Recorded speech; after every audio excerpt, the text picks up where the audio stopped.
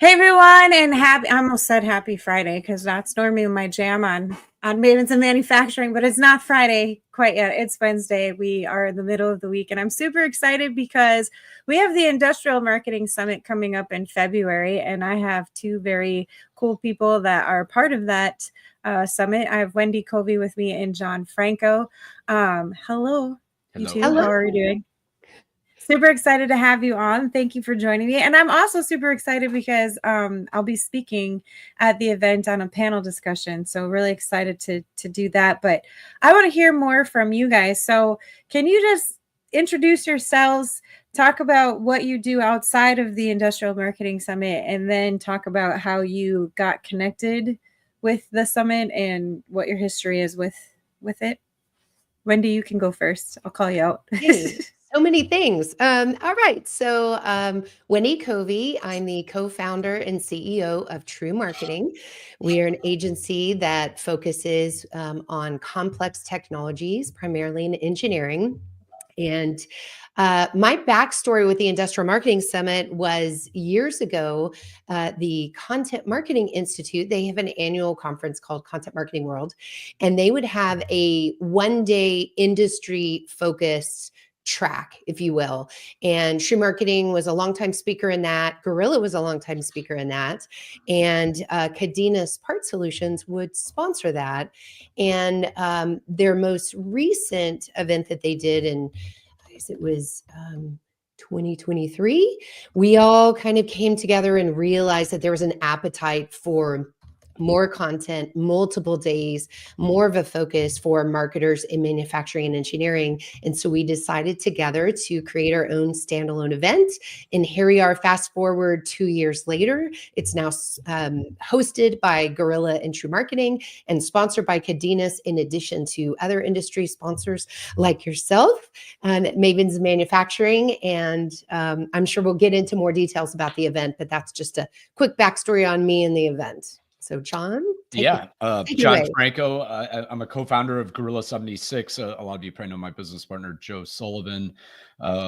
We are an industrial marketing agency that essentially helps B2B manufacturers grow through revenue-focused marketing programs. So this is my first year being involved from more of a planning standpoint with the summit. I attended last year. It was, year one of this separate kind of event and standalone event, and I'm really excited. It's been a lot of fun to work on. I've been getting to see what my role at Gorilla is more focused on kind of the people and culture within our company.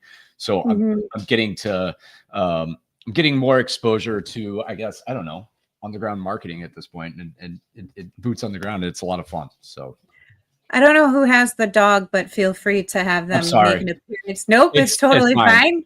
I was like, "Ooh, maybe they'll make an appearance." I love dogs, so we'll see. I don't know if I can get him up this high, but we'll see. I was like, I hear the little one. I hear it.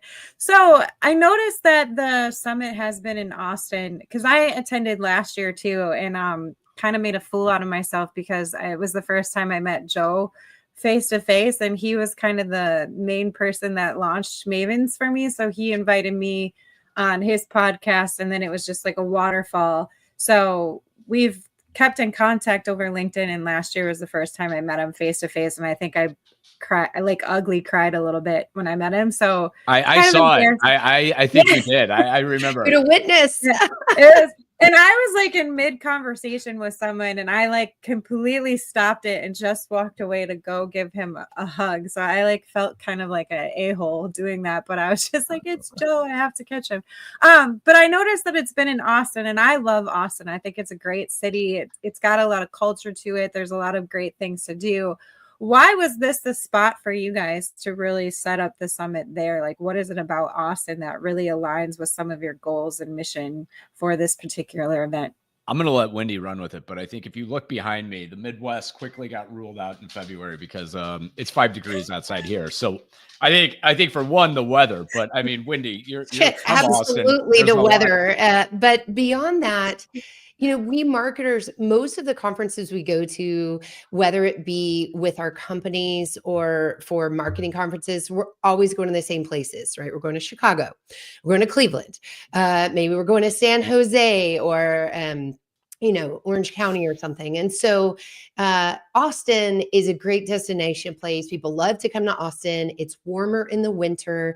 And we wanted to time the event where we had as few conflicts as we can. It's never I got feedback from let's see, what was the show? Photonics, medical device manufacturing. Like there's always going to be like something close to something else, but we were trying to find a conflict-free zone in a warmer climate that's fun to visit, that marketers will feel like, oh, this is cool. I get to do something that I'm really excited about, not just, hide away. We had a blast last Cleveland, year. I mean, we had a blast last year. I mean, you've got music, you've got good food, there's plenty to do. So it was kind of a no-brainer after last year. Like we got to go back for sure. And what was it? Was it 70 degrees one day? Yeah. I think it was in the 60s when I don't want to jinx us. You never know. Like it is kind of, you never know this time of year. As the guy in charge of like the insurance policies related to this cancellation, like that Texas ice storm that happens every 10 years, we're hoping to dodge that. Yes. Well, it's so funny to see that stuff happening on the news because they get hit with like a half an inch of snow or 2 inches of snow and everything shuts down because we don't have the stuff. So I'm here in Austin. I don't know if we mentioned that part. So it's helpful too that TREW Marketing is located in Austin. So we at least have one of the two agencies like here, boots on the ground kind of thing. But yeah, we don't have the winter weather long enough to, invest in the infrastructure and the machinery and stuff to keep up with it. So we just suffer. Everything shuts down. We take an ice week. Us Midwesterners appreciate the location for sure, especially in February because it's freezing here right now, and I'm not happy about it. But super excited to go there. There's a lot of great sessions during this event this year, and I'm super excited. Jake Hall is going to be there. Chris Lukey is going to be there. We have Jacob Sanchez, Mary. There's a lot of repeat presenters as well. I know you, Wendy, are going to be doing a session, and Joe's going to be doing a session. Jon, I didn't see your face on there, but they'll be behind the scenes. They try to hide me. That's why there's no hiding, Jon. What are you talking about? Everybody's nervous today because I'm here. Well, now all of my photos and stuff are going to be you, and I'm just going to blast your face all over social media. This is Jon. But is there one particular session that either of you are looking forward to that you're most excited about? What do you think, Jon? You want to go first? I mean, I always love to meet up with my buddy Chris Lukey because we always have fun. So I mean, I'm always excited for his sessions. But I mean, the stuff around AI with Paul's keynote and Dale. I mean, Dale blew the roof off the place last year. Jim Mayer, I can't wait to spend some time with him. Your panel, Megan, it's an all-star panel that you're going to be on. So I mean, honestly, I'm not just saying this. I'm excited about all of them. I don't know how much I'm going to be able to attend them because I'm going to be running around and trying to help out. But it's a stacked lineup. Megan, I think you should talk about your panel a little bit. So, you put me on the spot, and I haven't had enough coffee. So we're basically going to be talking about brand marketing and how you can attract the next generation workforce. And it's funny because I'm not the next generation. What did she call it? I'm like on the cusp of a millennial and a Gen Xer. So I'm a millennial, I think, by my age, but all of my siblings are Gen Xers. So I have Gen X tendencies. And the other two that are on the panel with me, I believe, are Gen Z. So I'm the oldest on the panel. Which is weird, but I'm super excited because some of the things that Jacob does within the industry to really attract the next generation and all the stuff that he does with First Robotics and how he just mentors kids and gets them really excited about robotics. And he does that now. He works with IGUS. So it's super interesting to see him take his passion and meld it with his actual job. And then Mary, she was on Mavens a while ago. And what I love about her, she actually helped her company make a children's book that they give out. And it talks about just the basics of foundry work.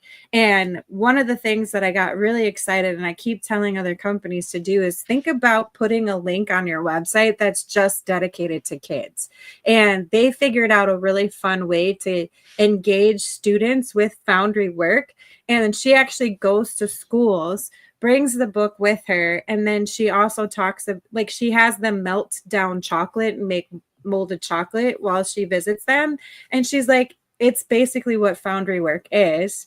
And then they have all these experiments that you can go online and do at your house. So it's really bringing families together in a way that you can learn about some of these STEM opportunities that are available. And yes, it's elementary school level, but it's getting them interested in it, and it's sparking that curiosity, which they can continue to follow as they go through school. So I'm really excited to sit on that panel with them, and I'll be talking about like how you can attract more younger women based off of all the interviews that I did with Mavens. So I'm just really excited, and I think we're going to do something to really engage the audience. Like, we're going to have homework for anyone that attends our sessions, and I really hope I really hope that it's not like the homework where you are like, oh, I'm not doing this. Yeah.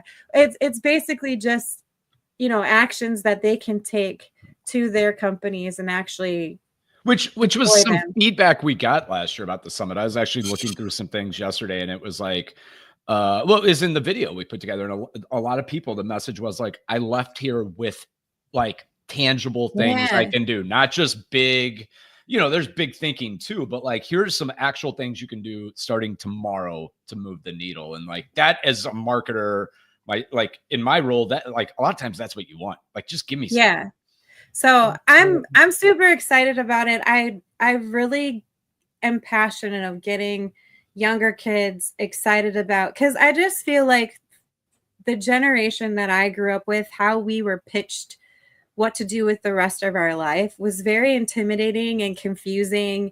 And like, it took me a really long time to figure out like, ooh, this is what I'm really good at, and this is what I like to do. And I never thought I had an entrepreneur spirit within me because it was never encouraged. I was always told, you're going to be a teacher because your English scores are great. You can't do this because your math and science scores are not so great. And I just think that's the wrong way. And I think we need to help not just companies, but also teachers and guidance counselors to really connect the dots for students who might not want to do the 4-year college route, but get them really excited to do stuff with their hands. And if they're a little neurodiverse, that's not necessarily a bad thing. Like, we can nurture that, and they can do some really great things and come up with some really cool innovations within this space. So I don't know. I get really passionate. The right person on the panel. What do you think, Jon? Yeah, I think we nailed that one. Megan, so if I could speak real quickly, just broadly about the programming that we have for the event. So what we decided to do, and everyone will see this when we're about to release the detailed schedule, like 2 tracks, which day, which room, what's going on. And what you'll see is we have 2 tracks. One is on strategy and branding, and the other one is tactical excellence.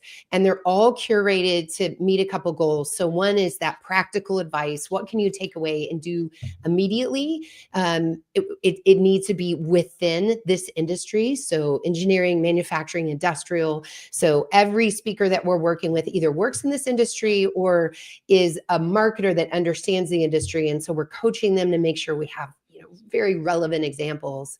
And then we want to make sure that we have cutting edge ideas, and we're not just perpetuating the old playbook from 20 years ago, right? So you mentioned Dale earlier. He's going to be talking about the death of the inbound playbook. And just by that title alone, right, I get goosebumps because I know what's happening there. And it's a really important session that everybody attend, because marketing is changing so rapidly. And we want to make sure that all the industrial marketers know what's happening, are ready for it, ready to pivot and embrace everywhere we're going here in 2025. So what specific trends are you really excited about getting talked about here at the summit? Because last year, one of the main things was ChatGPT and artificial intelligence, and I know that's still part of this conversation no, for this we're event. totally done talking about that. It's over. No, Got it all yeah, it's really not though, because it keeps changing, right? And there's still innovations coming up. But is there other topics outside of AI, other trends that you're bringing forth to the summit? When you think about AI, there's a couple different things, right? It's okay, how can I utilize AI to work smarter, to work more efficiently? But then separately, look at all the disruption around search. So you have people going to these large language models to conduct their searches. You have Google using Gemini to serve up answers, and it's killing top of funnel. So it used to be that we would use this what is type of content to attract people to our website. And we had this nice little inbound funnel where we would take them from top of the funnel and bring it back down.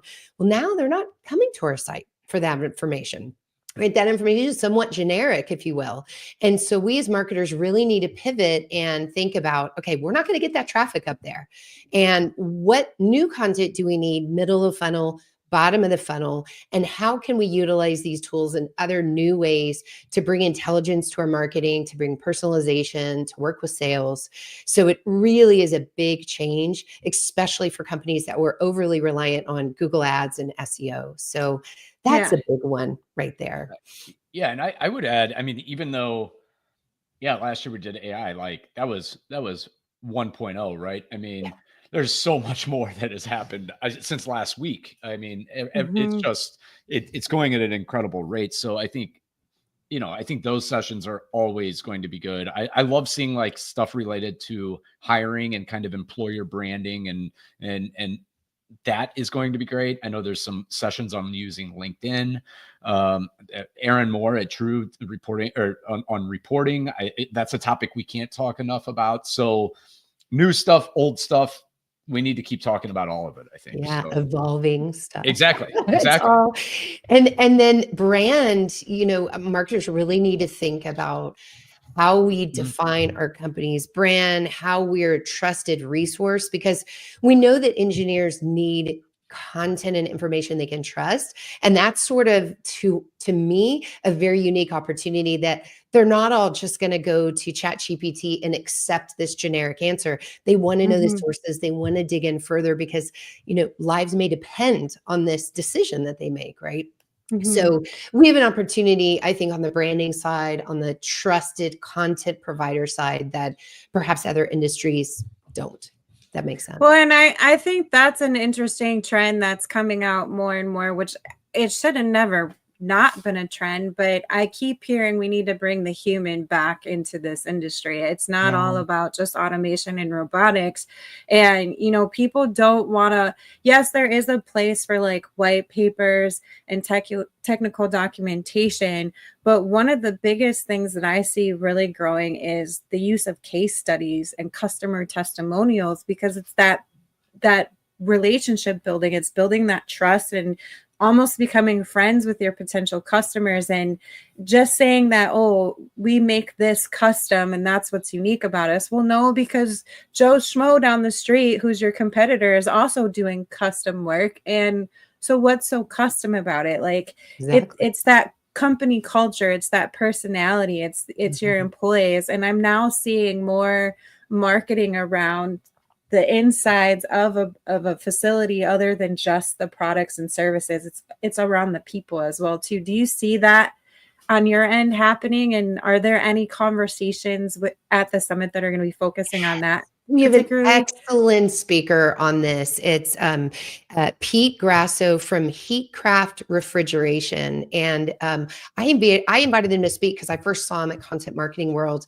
And he and his colleague presented on their use of video for culture, as well as their use of influencers. And I think, wait, influencers, we don't necessarily use that word too often, but they have a refrigeration installation company. And there was an installer who had a great presence on YouTube and did all these videos that were basically like how to install Heatcraft's products. And so they saw so much value in what he was doing. They invited him into their facility and they videoed him doing these tours. And now they have this great relationship. So they're doing some very innovative things in a non-innovative, I will say, refrigeration. I mean, I guess there's innovation in refrigeration. Of course there is, but you get what I'm saying.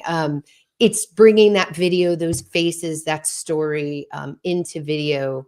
It's just very powerful. And they made some employee ones too. So Megan, don't miss that one. You're gonna love it. I'll put that on my calendar. Another thing too that comes up a lot is marketing automation, right? How you can automate some of these marketing processes. And with smaller companies that might not have a big budget or enough people on their team, automation can be really helpful for them. But I'm sure you guys have noticed you can kind of tell when something's been automated because it's kind of just flat and there's no like feeling or personality to that piece of content that you're getting delivered to you. I just had an experience with a distributor and I'm going to write an article about it because I'm super upset about it. And it was so impersonal and it just ticked me off. And I was like, this is not a good use of marketing automation. This is horrible. So what sort of advice would you give companies that are new to marketing automation or inbound strategies? What sort of advice would you give to them? For me, it's just like, if you're going to do it, think it through. I think what you're describing is, I mean, Wendy, I'm sure, and Megan, I'm sure you as well. I think when you have a name that is publicly out there, whether you own a company or run a podcast or whatever, I see automation constantly. I am on the receiving end of it. And there is so much of it done poorly. To the point that anymore, I either immediately unsubscribe or immediately mark as spam. Like I probably do that. I'm not exaggerating. 20 to 25. Delete, block. Yeah, exactly. And they might have a good connection. They might have a good product. They might have a good offering, but I mean, I know that's the very high level answer, but it's like, if you're going to do it, think it through. Do it right. Don't just do it because everyone else is trying to just automate all these things. Yeah. And some companies who use automation heavily are playing a numbers game. They're okay with a certain error rate, if you will, because it's a high volume, low dollar product. We're not playing in that industry for the most part, right? So we need to be really careful, because if you make those mistakes, you get the name wrong, you get the application wrong, or you have something really weird in there, you're going to lose a lot of trust. And it's way harder to regain trust after something like that happens. So part of it's good data hygiene, but part of it, like to Jon's point, really think it through. And is it worth the risk to automate this, or is there another way? And know the journey of your buyer, and we have sessions around that. There's going to be content around that, but it's one of those things. If it's done right, it can be great, but if it's done wrong, especially now, you're almost kicked out before you can even have the chance to do it right again. Yeah. I can't remember who it was, but it was a recent LinkedIn post that and I'm sorry if you're tuning in and I can't remember who it was, but there's a supplement brand, Formula One, Form One. I use it for CrossFit and stuff, but they talked about it somewhere, and this company sent them a care package filled with a bunch of different supplements and everything. But everybody from their team hand wrote notes to the people that they were sending it to. And I still get giddy over people actually handwriting notes, even if they're in cursive. Then I get really jacked up. I was like, oh, they know cursive. This is awesome. So I just feel don't know how to do that. I don't think cursive, and they're in their 20s. Right. I get so excited when people send me a cursive handwritten note saying thank you, or just, hey, here's this. So I feel like automation has a place, but when it's someone that you've had a relationship for a long period of time, maybe go that extra mile and pick up the phone and call them instead of texting them, or write them a handwritten note instead of an automated email. Yeah. So I think that'd be cool. Well, I do want to talk about some of the networking stuff, because I remember last year, the first night that I showed up, you guys had a really great event at one of the restaurant bar places there. And networking is a big part of events like this. It's how we build new relationships. It's how we connect with people and refer people to other people. So what opportunities this year will people have to connect with peers and industry leaders at the summit? Well, we're going to do something a little different this year, which is when we're kicking off the conference in the afternoon before the party. So there'll be some time to like arrive and register. And if you're in workshops, it'll be that morning. But we're going to use that time to use table assignments, and we're purposely splitting up people. So if you came from the same company, you're not going to be the same table. We're going to try to put, marketers of one together. So by the time you get to that first party, you'll have spent 3 hours at the same table and made 8 new friends, right? And so no one is walking into that first social event feeling lonely, feeling floating around. So I think right then that'll be a big helpful thing. And then beyond that, we do have social events and breaks and other table topics that we plan to mix in to just help cross-pollinate. Because Jon, what was the number one thing that we heard coming out of last year? I mean, it's you're finding your people. You're connecting with others in the same boat. Often, hey, I'm on an island in my company. I feel alone.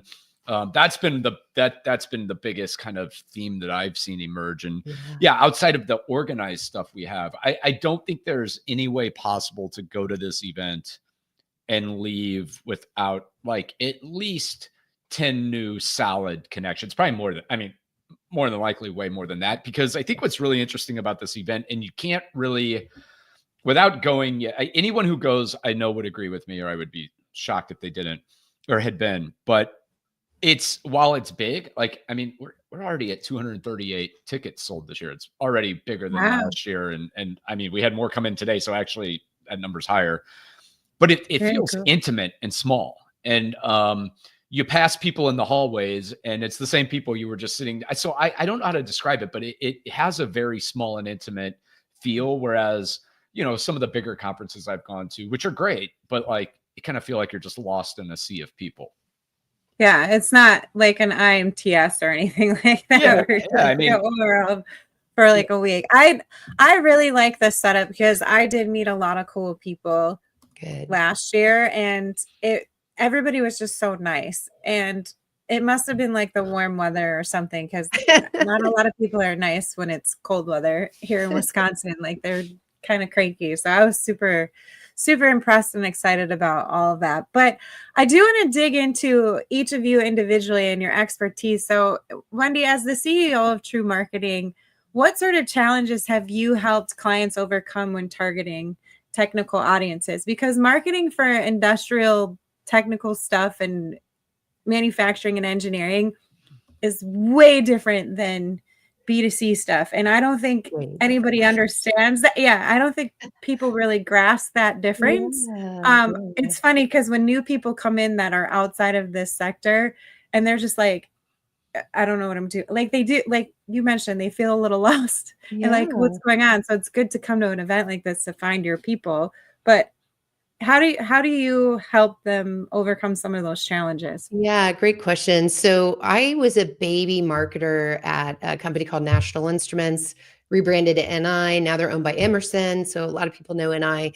And so I remember being that young marketer trying to keep up with like what the heck my company does and what is data acquisition and what is PXI and what is test, what are these measurement processes and what is HMI and SCADA, and you had to learn all of that. And then at the same time, marketing is forever changing. And so you need to know your craft. So it's a lot to keep up with.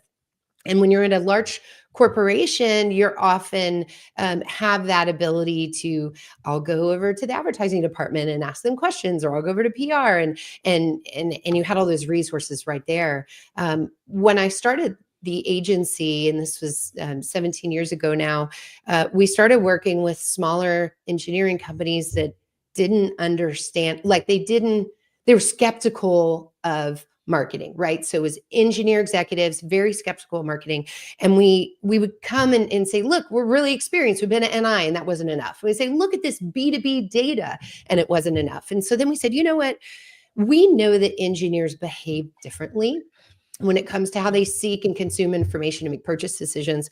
Let's research that. And so we started doing primary research to have data to help inform our own decisions when we advise clients, to help other marketers in the space inform their decisions, and to help convince management of things as basic as it's okay to put a form in front of that white paper because 87% of technical buyers will fill out the form. Here's the data, So, or here's why we should invest in YouTube and LinkedIn and these platforms. Here's all the data.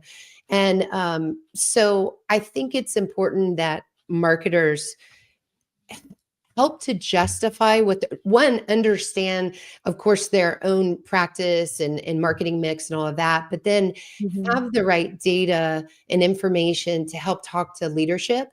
So whether it's using the right metrics that are meaningful to that person and not tactical things, or it's just explaining there's data behind what we're doing, there's science behind how we market to this audience. So that's what we try to do with a lot of education. And so this event's just really another piece of that education.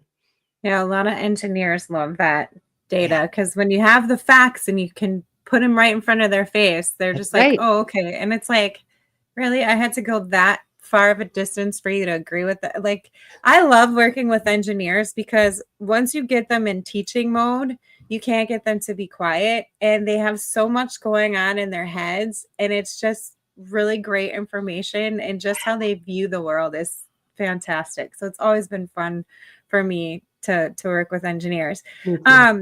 Jon, you have a podcast called Manufacturing Employer, and I was on there and had a blast with you. So thank you for inviting me to that. That was really fun. But how do you see marketing intersecting with recruitment efforts? Because right now, as everybody knows, the sector is suffering from a skills gap, a training gap, however you want to call it. So how do you see marketing helping kind of solve that problem and closing some of those gaps that we're seeing? I think it's just something I talk a lot about is I'm like, step back and get on your website and think about it as someone who doesn't work there and look around, and does it communicate a message that would make you want to work at your company? Do you get on your careers page and is it just a link to open positions, but there's nothing about culture? There's not an employee talking on camera about what it's been like working there and the growth path they've seen. Are your benefits on there? Like what are you sharing? I think in today's age, the companies where marketing and HR are working very closely, like they're working together, they're the ones winning. I had somebody, or I have someone coming on my podcast. It's not, the episode won't be up for about a month, but she essentially is internal employer branding for a very large manufacturing company or technology. I mean, they manufacture.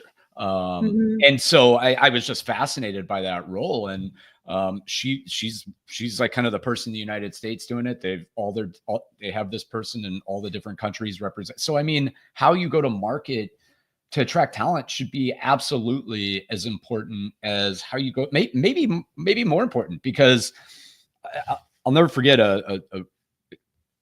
people that work at Gorilla will tell you I love an analogy. I use analogies all the time, but in the restaurant industry, arguably the most important person at a restaurant is the dishwasher. Because if you don't have clean dishes, nothing happens. You can't serve, you can't cook, you can't do anything. So you can have the greatest product in the world. You can have the greatest dish in the world. But if you don't have people to do the work, I mean, what are you going to do? So I think that HR and marketing, been fighting the sales and marketing thing forever. I think a new battle we might start fighting, or not fighting, but just communicating, is like HR and marketing need to work together, because again, it's just a brand. I mean, it's how you are perceived. And if you're not paying attention to what people are saying about you on Glassdoor, your Google reviews, this stuff's not hard to get figured out. It's just creating process for it and being aware of it and being intentional about it. Yeah, and making sure you're a good place to work. I mean, that you do have to do that. Yeah, I've worked with a couple companies that would delete negative comments off of those websites because they just thought, and I'm like, that's going to hurt you even more. Absolutely. Because if you don't take accountability for those negative comments and try to find a solution to like make it better, and then you bring more people in, your retention rate's going to keep decreasing, and no one's going to want to work with your company, and eventually you're going to go out of business or take off lipstick on a pig, as they say, right? Yeah. But I mean, I've worked with, and I like that combination of HR and marketing working together, because that hasn't been a thing before. And it is important, because if you don't have the right company culture, you're not going to attract the right people, because it's a compatibility thing too. Not everybody is going to have the same core values as you do as a company. And if you keep those a secret and don't have them displayed, you're going to attract the wrong type of employee, and it's just going to continue costing you money, because training and rehiring is not a cheap effort to do. So we were talking about Mary and the book she wrote. And that was like, she talked a lot about how she worked very marketing and HR worked very closely in kind of that project. That's cool. And so, you know, that's kind of when the light bulb really started to go off for me. Like, why we need to get these people together. I had a conversation with a CEO of an aerospace company like years ago, and she said, what I get confused about is why manufacturing companies will not set aside some of their budget to market to the general public.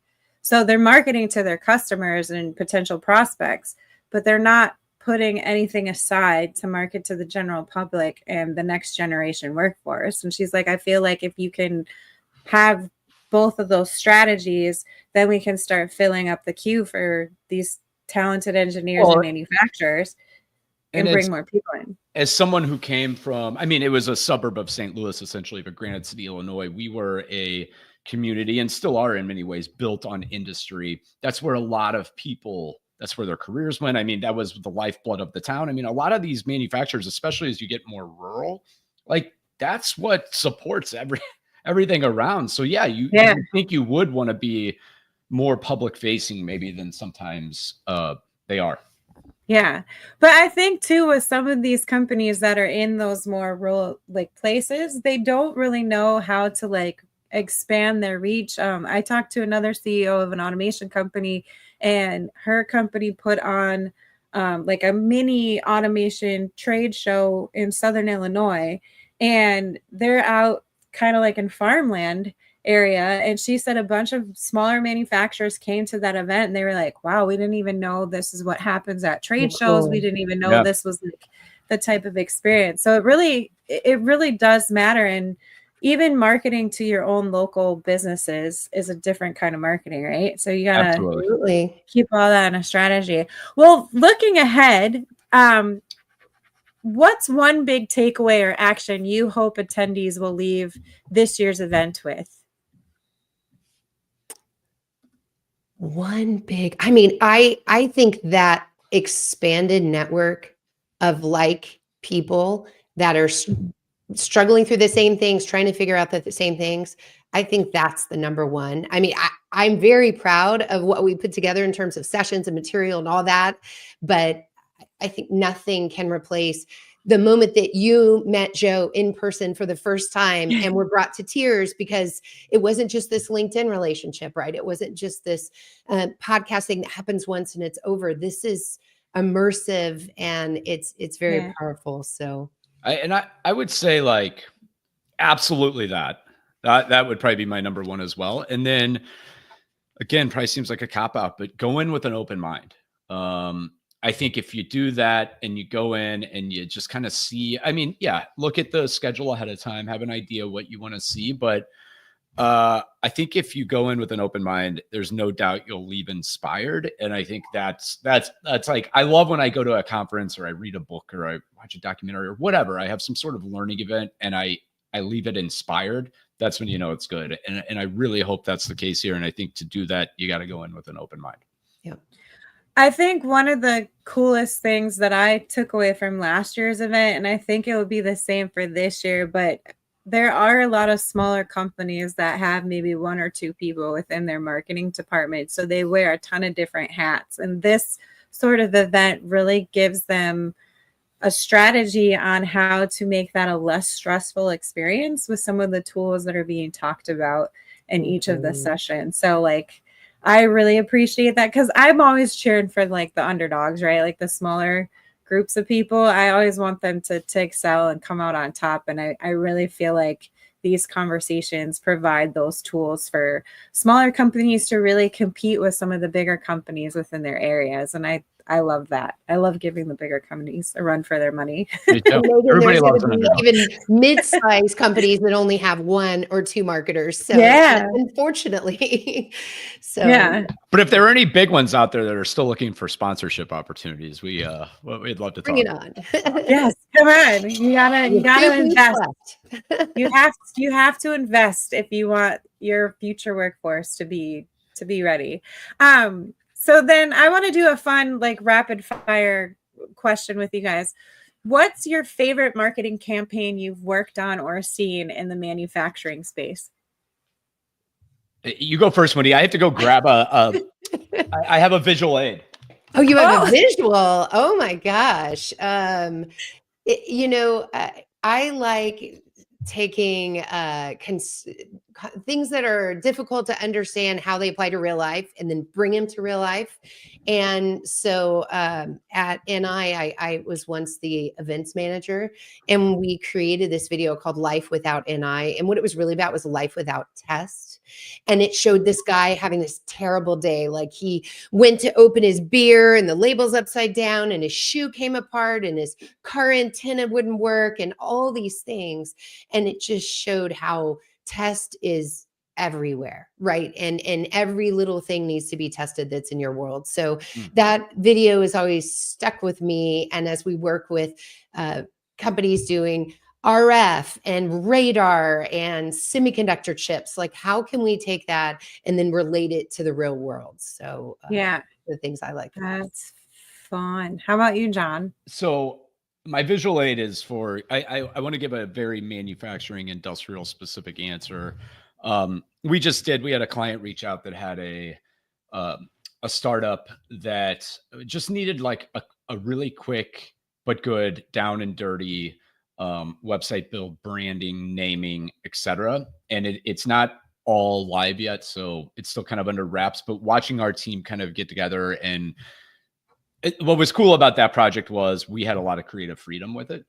So our design team and I come from a creative background, copywriting. So like, that's really the stuff that gets me excited. And so that was fun to come together. I know I'm being very vague, but I can only share so much at this point. But I broke down and bought a pair of really nice work boots because, I visit manufacturers, et cetera. So I bought a pair of Red Wings, and they do the coolest thing now. After the sale, I then got in the mail, it's a little tag that you can sew into your boots. And what it says is worn by, and then it has left to. So you can will your Red Wing boots to the next person. Which is like just doubling down on like these things are going to outlast you. What a cool message. Yeah. And so I saw that and I was like, it came yesterday. And it came after, which was like such a nice, to your point about you get a handwritten note or whatever, like what a cool thing to get. Love that. So that was like one of the cooler things I've seen recently. Yeah. One of the coolest things that I like seeing on LinkedIn is a community hashtag, Thank a Machinist. And it's been really cool because it's not really dedicated to any one CNC machine shop or anything. It's just a bunch of people who are in that industry. And they're like, do you know if we didn't have this machinist, we wouldn't have this part and I wouldn't be able to fly in this plane. So it's bringing together different stories of the CNC world and collecting them together. So it's really cool to see that hashtag and how many people are like, thank a machine. And one individual like shared a life story. So like without a machinist, he would not still be here today because everything that they used to bring him back to life was made by a machinist. So it's like super cool. Yeah. And So like, cool. that's the thing. People don't, outside of the sector, don't understand the cool things that are being made. I mean, look, I went to school I wanted to like do like, not necessarily live in New York, but do like the Madison Avenue advertising. Like that was, zero doubt, now that I've worked in manufacturing specifically, we work in the coolest space. I mean, and I know I don't have to sell this audience, but I've never had a single employee leave because they didn't think the work was interesting. People come in and their minds are blown by exactly what you're saying. Like everything that surrounds all of us right now, every single thing is manufactured. You don't think about that.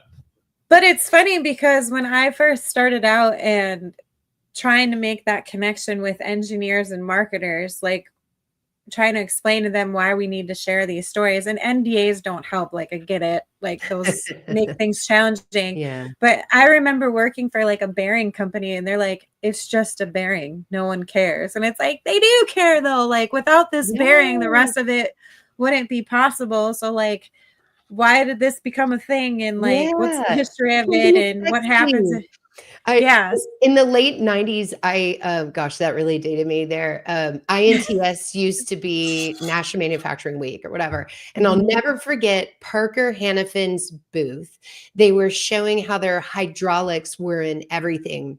And then this giant dinosaur, like the size that you'd see at a museum, like giant, that would move every now and again, you know, showing the hydraulics. And then they had the back of a boat and they had the boat motor moving. And it was just all everyday life examples of hydraulics, right? And instead, what could they have done? Bring the pumps and have their spec sheets next to it. And of course, you know, come on, make it fun. Drive the point home. That's really cool. Well, Fanuc was doing that giant cobot with the car on it, and I brought a bunch of kids to IMTS, and they were like, we want to see the giant robot with the car. And I'm like, okay, look for all yellow and you're on the right path.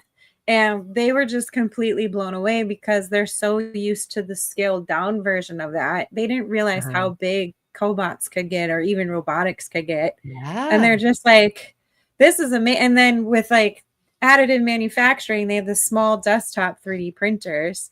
So like they wanted to talk to these companies and learn more about what they're doing in the world to make a difference. And that's why I think it's so important for companies to market to younger generations and their parents and try to sponsor them to get to some of these trade shows, because it really gets them curious and excited. And if you give them free swag, they're going to remember you for life, like forever. So I don't know. That's just my opinion. If you could describe the Industrial Marketing Summit in 3 words, what would they be? Meet your people. Love it. I'm just going to go with what he said. Sorry, I was excited about that one. But I mean, I had something, community supported growth. I mean, it is growth through gathering as a community of, you know, people doing what you're doing. I love that. And then coffee, barbecue, or live music. What's your Austin must-have? John, you're from out of town. What do you say? I mean, I'm a music guy, so I would say music. But you know, I like coffee and barbecue too. So barbecue. I see. I go barbecue all the way. And my advice is skip Franklin's. Not that it's bad, but it's overhyped. Go to Black's, Terry Black's Barbecue. It's still downtown. There's a whole big list. And if you have extra time, Tex-Mex, our Mexican food is fantastic. If you have even more time, if you're staying for the weekend and the weather's nice, go out to the Hill Country, because there's like a bazillion distilleries and wineries and other food venues. Like, there's just so much to do. So it's gonna be fun. I think I'm going to be looking forward to the barbecue, because there's not a lot of good barbecue in Wisconsin. Like, for beer and cheese mostly. But my sister used to live in Houston, and we went to Galveston. And one of the things that blew me away, they had a fluffernutter sandwich on their menu. So for people who don't know what that is, I don't know what that is. So instead of peanut butter and jelly, it's peanut butter and marshmallow fluff. Oh my gosh. On a sandwich. It's the most ridiculously delicious thing you'll ever eat. And this was in Galveston? This was in Galveston. We went to some hole in the wall bar. Like, it was a cool bar. And I was like, they do not have a fluffernutter sandwich on here. My mom's like, oh, geez, is that what you're getting? I'm like, absolutely it is. Like, we're in Rome. I'm a very simplistic person. So I was at IMTS last year and I went to a restaurant and they had a grilled cheese sandwich on the menu. And I was like, that's what I want. It's like, what are you doing? Like, I'm a simple kind of gal. I don't need a lot of hype. I like simple things. Just, it's like that movie Ratatouille where he makes him ratatouille at the end and he just loses his mind because it's the most delicious thing ever. And then you got the other chefs that make these fancy things that are 3D printed and it's like tastes like a wafer that you get at communion or something. Like, what are we doing here? Yeah, Megan's definitely in for the barbecue then. She's in for the barbecue. I'm gonna go to that. I will definitely go with you. I would appreciate, that'd be awesome. And if there's karaoke, I would do that. Oh, me too. Maybe we need to add that to the party night, Jon. That would be fun. Yeah. The Gorilla Crew loves karaoke. I mean, that's like the request every time we get together is, can we find karaoke? Right. Let's do it. I'll go that. So if you're going to be at IMS, come join the karaoke bandwagon and let's go sing and drink. So I don't know if I'm going to be drinking alcohol though when I'm there because I'm starting that 75. You're doing the thing. Okay, you can do it. You can do 75 strong and sing karaoke. Yeah. So it'll be okay. But I want to thank you too for coming on to Mavens in the middle of the week and sharing more about the marketing summit. I'm super excited to see you both in person and be a part of the network there because all of the people are amazing. But I do want to give you one opportunity to ask our audience a question. So if you had one ask for our audience, what would it be? Oh, gosh. Well, I guess on the theme of this conference, I would love to hear what topics, like what's keeping you up at night and what would you like to see us cover in the summit? I think that would be great to know. Yeah, I would love to hear that. And then I don't know. I missed that question in the prep, so I'm really on the spot here. But I would challenge you to ask yourself, especially if you have a role in marketing, would you want to work at your company based on how you're going to market right now? Because again, I think that's going to be a big theme coming up. So. Yeah. Like, what cool stories does your company have? Because Sharon, I know they're there. I know those stories are there. Like, who was that end user that really benefited from the bearing that was made or the valve that ended up saving somebody's heart or, like. Yeah. Those are cool stories. So that reminds me, one company that I used to work for was a chemical etching company. And I didn't even know that existed until I got hired on. And apparently it's been around for centuries. So like when knights were battling each other and everything, they would use specific chemicals like from citrus fruit or something to etch designs in their armor. Oh, interesting. But then it's like fast forward to today, it's more high tech, obviously, but the etching portion of it doesn't put any like weakness in the metal because it's just dissolving the metal. So you don't get any like defaults from like CNC machining or anything. There's no like harm done to the metal. It's just the chemicals eating it. Yeah, it's super interesting. And everybody's like, that sounds really boring. And I'm like, but it's not, because here's what else they're doing with it. And I'm just a super nerd for information. So I find excitement in everything that I learn. I'm just like, this is fun. Yeah, this is a space, if you're a curious person, like you're going to love it because there's so much to learn. You're never going to get bored. So definitely come join us. Well, Wendy, Jon, thank you so much for joining Mavens. I really appreciate it. Super excited. If anybody has questions for you or about the service that you provide either at TREW Marketing or Gorilla 76, what is the easiest way for people to connect with you and get a hold of you? For TREW, it's trewmarketing.com. So TREW marketing.com. LinkedIn's a great way to find me. And of course, for the event, it's the industrialmarketingsummit.com. Awesome. And I'm on LinkedIn a lot. Jon Franko, Frank with an O, Franko, and no H in John. And then gorilla76.com. That's gorilla like the animal. So GORILLA76.com. Very cool. And to all of those who tuned in, thank you for joining us. Please stay tuned because at the end of the week, I'm going to have an article. I'm going to be including the registration link in. Is there a deadline for registration, Wendy, or can they register at any time? I think there is a deadline about 1 or 2 weeks ahead of the date. You'll find it on the website. So sorry, I don't know that exact date. Yeah, and I mean, I asked Peyton this yesterday. I mean, there are plenty of tickets available, but like, and I'm not just saying this, like, we're actually like they are going right now. So that's super cool. That's awesome. I don't think we even consider it a sellout. So we have to figure that out. Wendy, if that's what happens. Oh, there is a limit. I know, but like we're approaching. There's a limit to the space that I mean, we're a lot closer than we were last year to it. You guys are going to have to get a bigger space next year somewhere. Well, the good news is, we're at the same venue as last year, but in a different space.